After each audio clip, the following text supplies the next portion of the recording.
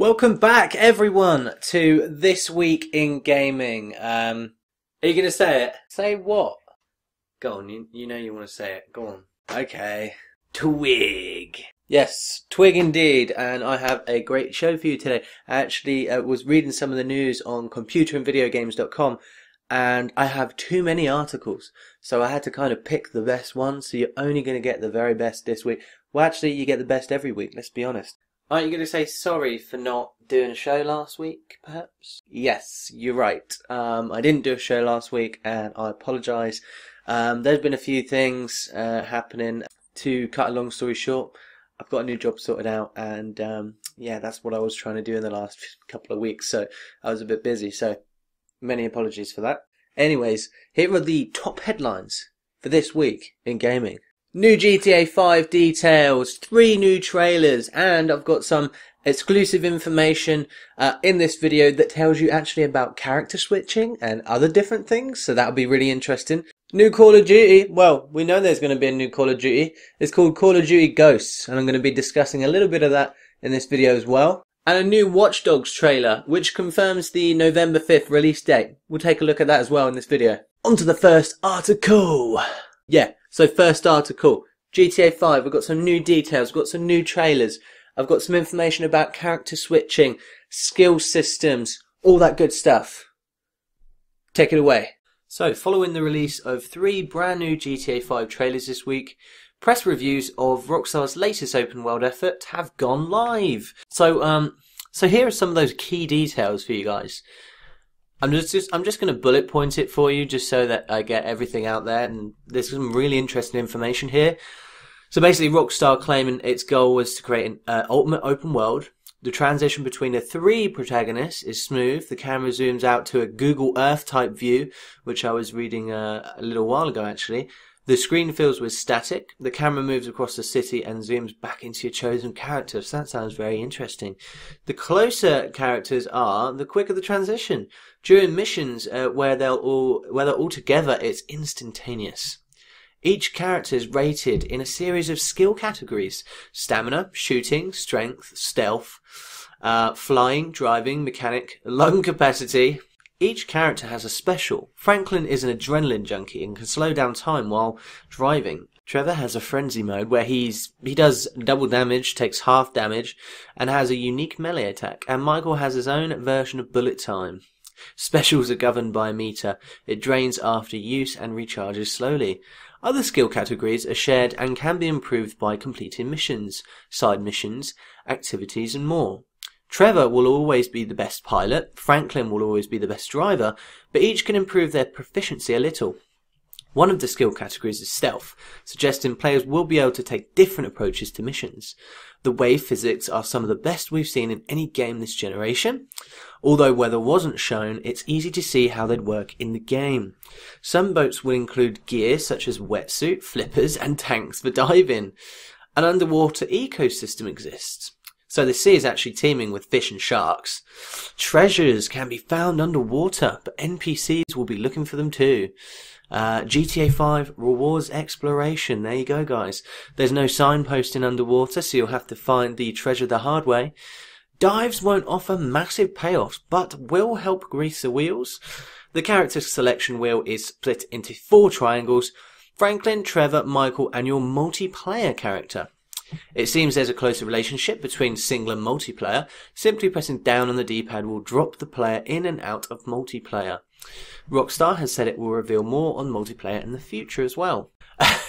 It says here that Michael is miserable. His wife hates him. He has no relationship with his kids. He spends his time drinking whiskey and watching old action movies. There are subtle differences in the way each character moves to reflect their personalities. Michael is slower and deliberate. Rockstar says there will be 5 times as many pedestrians in GTA 5 as there were in Grand Theft Auto 4, and that's going to be a lot, I think. The game is a massive technical step up from GTA 4. The team has nailed the look of LA. There's a crazy level of detail. Tourist buses can be boarded for a tour of celebrity homes. Film posters are plastered on the walls. Men in comedy costumes try to corner you outside the Cathay Theatre, including the Superman-like impotent rage and Master Chief riff, Space Ranger. iFruit, the game's new phone, can be used to snap pictures and upload them to Rockstar's social club or your own social media page. Recording videos seems likely. The phone also has apps. In addition to the camera, there's the internet, contacts, social media, a calendar, and a replay missions app. There are 3 more Rockstar hasn't yet detailed. Michael's obsession with classic films translate into game set pieces based on real-world movies. In the demo, the 3 characters mount a heist very similar to the one from Heat. Mini heists are used to teach the player about preparation. Players must secure vehicles, outfits, masks, and the getaway vehicle as well. These build up to a bigger heist where the execution must be flawless. They'll require the right crew, and players will have to decide on the cheap option, which will result in less skilled people, or paying for more skilled crew members that will take a larger cut. You can switch between Franklin, Trevor, and Michael during a cutscene, manually or automatically when the AI takes control for you. Each character has a job to do. How much you switch yourself in or let the computer do is entirely up to you. If you die, the game reloads to the last checkpoint, even if the 2 other characters are alive. Although it's up to the player when they switch, dialogue will suggest ideal moments, for example, when Michael and Franklin are being overwhelmed by snipers. Michael might ask for Trevor's help. A combat role has been introduced for moving between cover. There is a wider field of vision and players can run and gun. Pay and Sprays can also mod cars with paint jobs. New wheels, window tints, grills, spoilers, upgrades to suspension. Engine and brakes can also be made. Weapons can be customized with laser sights, scopes, silencers, and high-capacity magazines. You can customize yourself with haircuts, new clothes, and tattoos. You can also pick up hitchhikers, do stunt jumps, and flying challenges. Take part in yoga, golf, tennis, or bike races. And you can also buy property too. Houses, garages, businesses, they can all be purchased for extra revenue sources. Guys, I'm out of breath from reading all that information, so I hope that was really helpful to you. I'm sorry if it was a little bit long, but at least you had the videos there in the background. Anyways, how are you feeling about GTA 5's release? Every time they released, a new trailer or a new video or screenshot, I get more and more excited. So, what are you thinking about GTA 5? Write in the comments below. On to that next piece of news, guys. Call of Duty Ghosts. I mean, we all thought, come on, let's be honest, we all thought it was going to be Call of Duty Modern Warfare 4. But it's not. So basically, yeah, Call of Duty Ghosts has been revealed. It's going to be cross-gen, and the release date has also been revealed as well.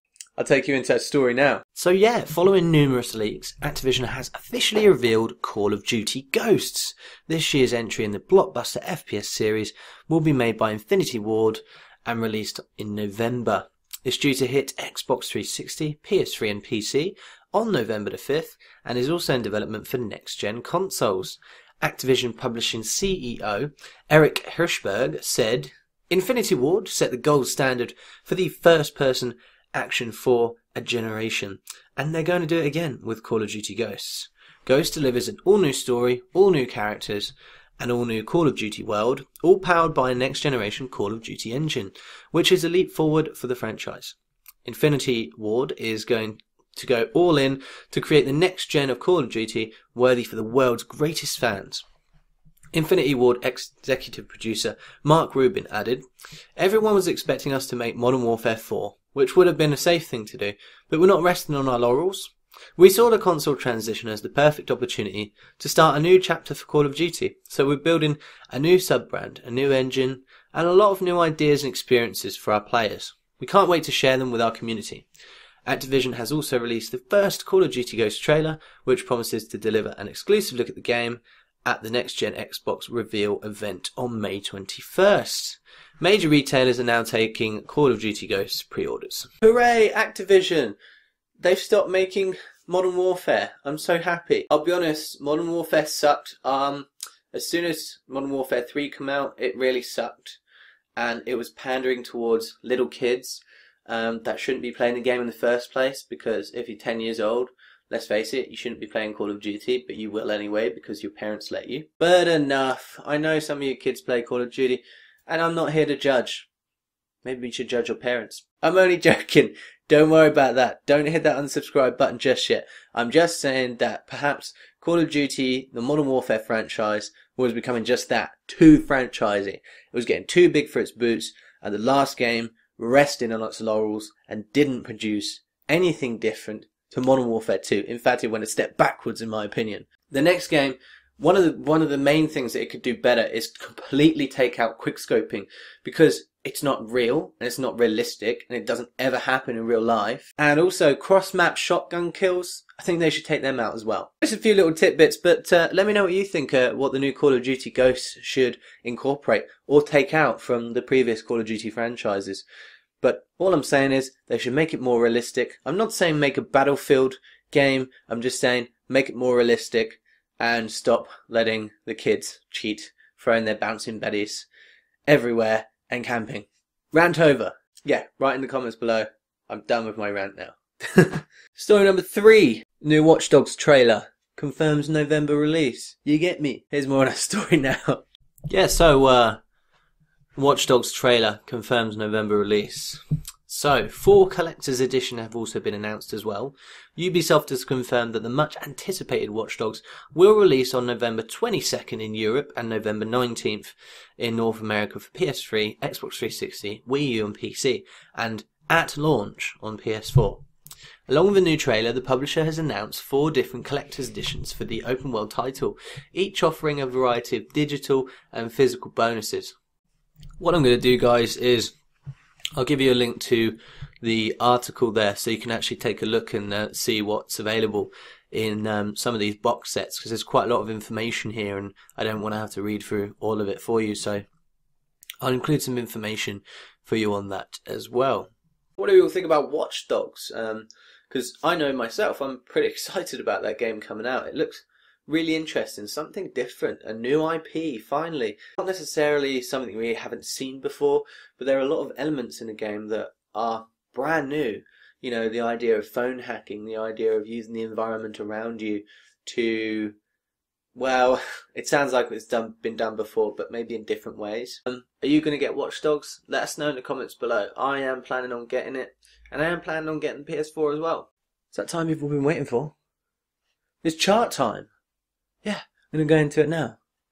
Stay with me. Okay, here is the charts for the 27th of April. The charts for the USA and the UK in terms of your game releases here. So, without further ado, number 5. In the USA, we have Star Trek, the game. And in the UK, we have Star Trek, the game. Number 4. In the United States of America, we have Luigi's Mansion, Dark Moon. And in the UK, we have Lego City, Undercover. Number 3. In the USA, we have Injustice, Gods Among Us. And in the UK, we have Dragon's Dogma, Dark Arisen. Number 2. In the USA, we've got Lego City, Undercover. And in the UK, Injustice, Gods Among Us. Number 1. Yes, your number 1 in the USA for this week, or for that week rather, is Dead Island Riptide. And your number 1 for the UK, ladies and gentlemen, it is Dead Island Riptide. So that's your charts for this week. Now you're saying, like, where's the game releases? Are there any games coming out?